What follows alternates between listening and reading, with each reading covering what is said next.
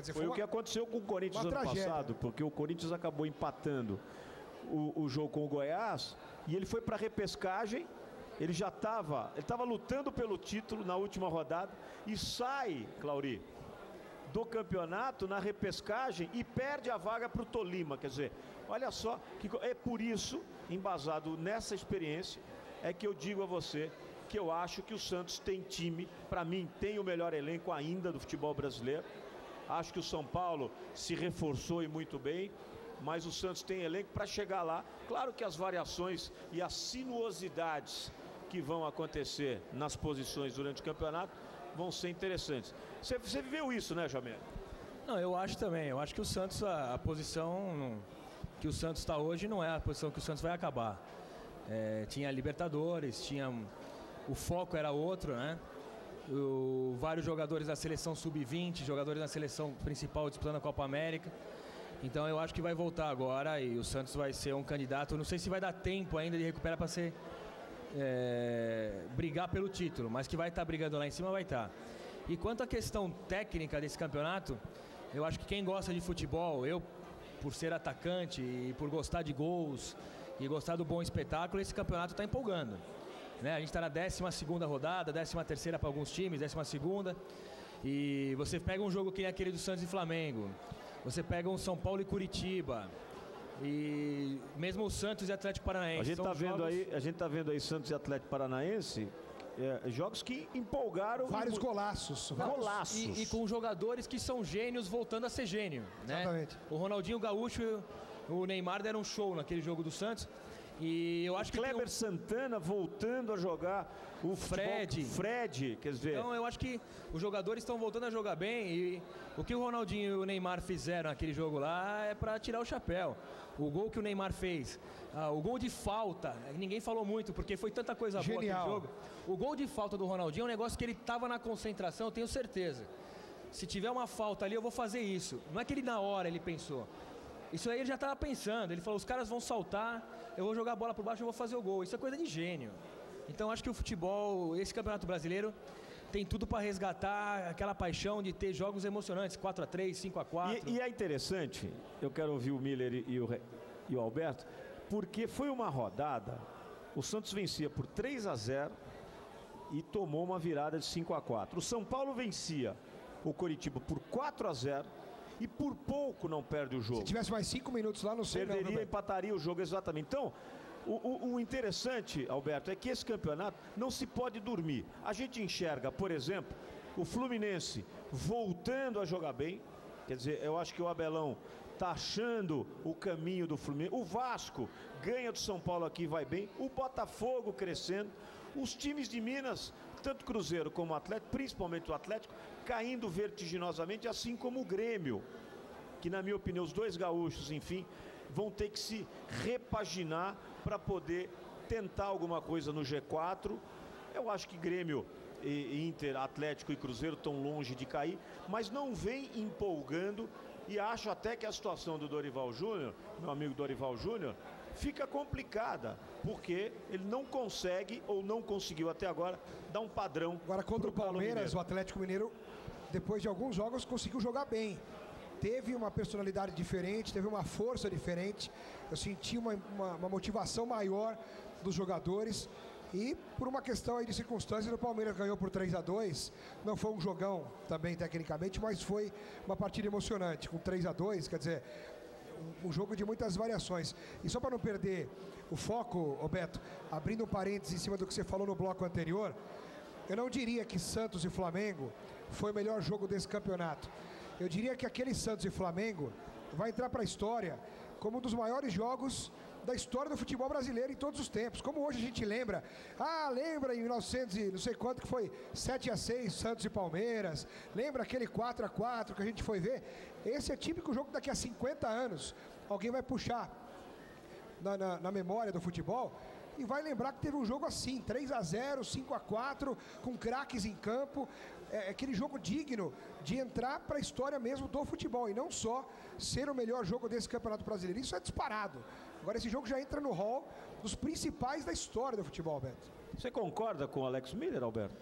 Com certeza. Eu acho que é o seguinte, as pessoas, por eu ter me identificado com o Santos, eu fui campeão em 2002, principalmente os flamenguistas, me ligavam, e aí, o que você achou? Eu falei, eu achei maravilhoso. Um jogo empolgante, um jogo de vários gols, um jogo para frente, jogo que infelizmente a gente não vê em Copa do Mundo, né? O jogo de 0-0, 1-0, jogo truncado, ali foi um jogo aberto. Você viu o Paraguai chegar na final da Copa América só com empate, quer dizer... Pois é, isso é que é ruim, isso é que a gente não quer ver. Aquele jogo, e depois o jogo do Fluminense também, que goleou, emplacou uma goleada, jogo pra frente é o que a gente quer ver. Então eu fico contente de ver isso. Eu tive a felicidade de jogar no Santos em 2002, que era um time pra frente. Nós sempre acabávamos jogadas chutando em gol, finalizando. Então é esse tipo de futebol que a gente quer ver, o futebol pra frente. O futebol brasileiro, eu acho que o futebol é esse, é pra frente. Aquele jogo lá do Santos e Flamengo só não foi melhor porque não foi 5-4 pro Santos, né? Porque daí seria perfeito, se fosse pro Santos... É verdade, é verdade. E eu vou dizer uma coisa a vocês, a gente está realmente no momento do futebol, e eu quero lembrar aqui a recusa do Neymar pelo Real Madrid, ou seja, a proposta. Nós tivemos aqui, logo após o título do Santos, o presidente Luiz Álvaro, dizendo que em 2015, o Neymar, o passe vai ser dele, e ele vai ter no seu bolso aproximadamente 100 milhões de euros. Foi a cifra dita pelo presidente do Santos.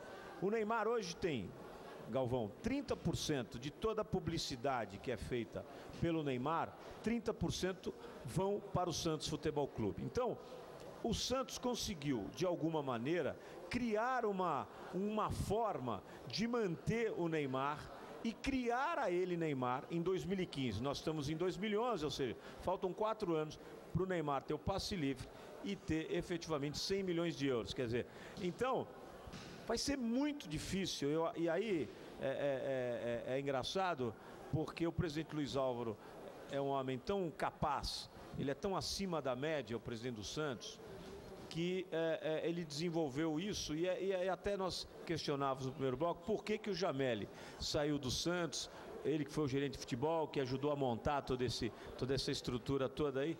Então, dá, Alberto, para o futebol brasileiro hoje segurar craques como Valdívia, como o próprio Kleber, treinadores que ganham 600, 700 mil reais por mês, ou seja, passa a ser o futebol brasileiro interessante do ponto de vista econômico também, né?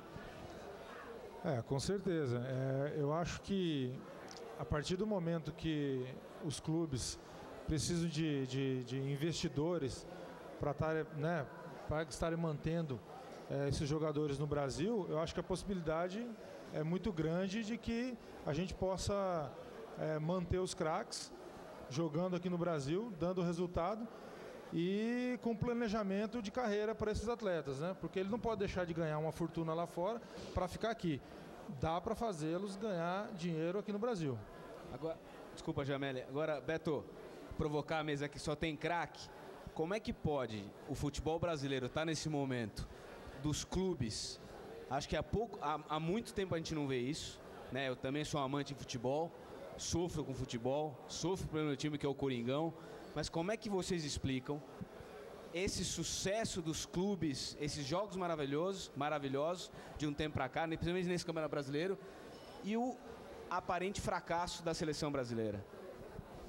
Olha, são duas coisas distintas. O Muricy Ramalho, está nos vendo aí, ele disse o seguinte: pesou, a camisa pesou em alguns jogadores. O Jameli e o Alberto são jogadores de seleção brasileira, foram da seleção, enfim.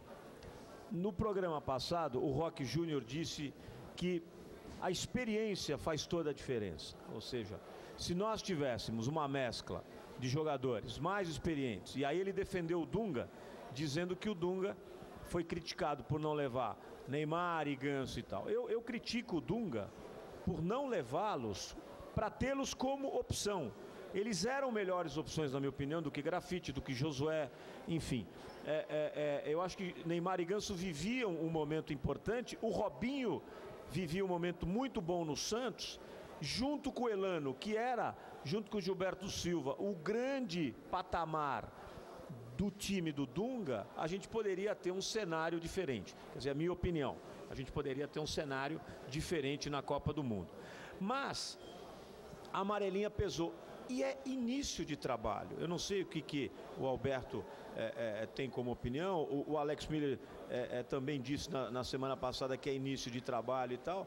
Mas eu acho que é início de trabalho. Então a seleção brasileira, ela está sendo repaginada. A gente não acreditava na seleção do Dunga. O Dunga foi campeão de tudo. A gente acredita na seleção do Mano. O Mano teve um fracasso. Mas que não é um fracasso.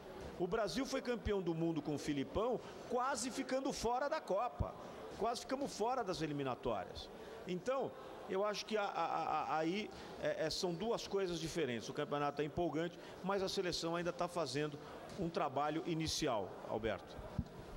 Bom, na minha opinião, Beto, eu considero essa Copa América uma fatalidade, né? As pessoas às vezes não entendem. A preparação foi curta, na minha opinião, a preparação foi curta. Os atletas, o Robinho chegou à final, né?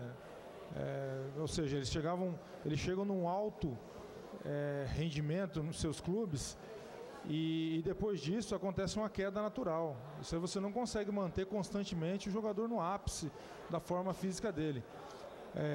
Eu cheguei a conversar com o Robinho agora há pouco tempo. As férias do Robinho, aquela correria, e ele já tinha que se apresentar na Copa América. Então o cara nem descansa, ele já tem um campeonato de alto nível como a Copa América. Então é complicado, né? Às vezes a gente não entende. Esse cara não tá jogando nada. Então tem essas oscilações. Aí uma exigência mundial, uma pressão mundial, né? Todo mundo olhando a seleção brasileira. A seleção ela tem que jogar. Esperando o resultado, né? O Jamel e nós somos profissionais de futebol, nós sabemos que existe uma programação para você chegar na metade do campeonato, você está decolando no campeonato, né? Então, depois de uma temporada em que a equipe, no caso do Milan, chegou a ser campeã, depois você vem para o Brasil, você tem uma semana, você tem que se apresentar e tem campeonato. E é a Copa América. Eu acho também que as outras equipes estavam muito fracas tecnicamente. O Brasil superou de longe a equipe do Paraguai. Infelizmente, digo fatalidade por isso, que o Pato fez o correto. Desde criança, meu pai me ensinava, vai finalizar, finaliza ela para baixo na frente do goleiro, que ele não pega. E o Brasil perdeu 9 chances claras de gol. A bola não entrou, né? Aí, nos pênaltis, aconteceu o que aconteceu. Na cobrança do Elano, particularmente, eu acho que ele pegou embaixo da bola, o gramado não ajudava e tal. Não é desculpa. O Paraguai foi lá e bateu com o mesmo gramado e fez gol. Parabéns para eles, chegaram à final, mas eu não acho que isso quer dizer que o Brasil foi um fracasso, que o Brasil está no caminho errado. Eu acho que ainda a gente não pode rotular dessa forma.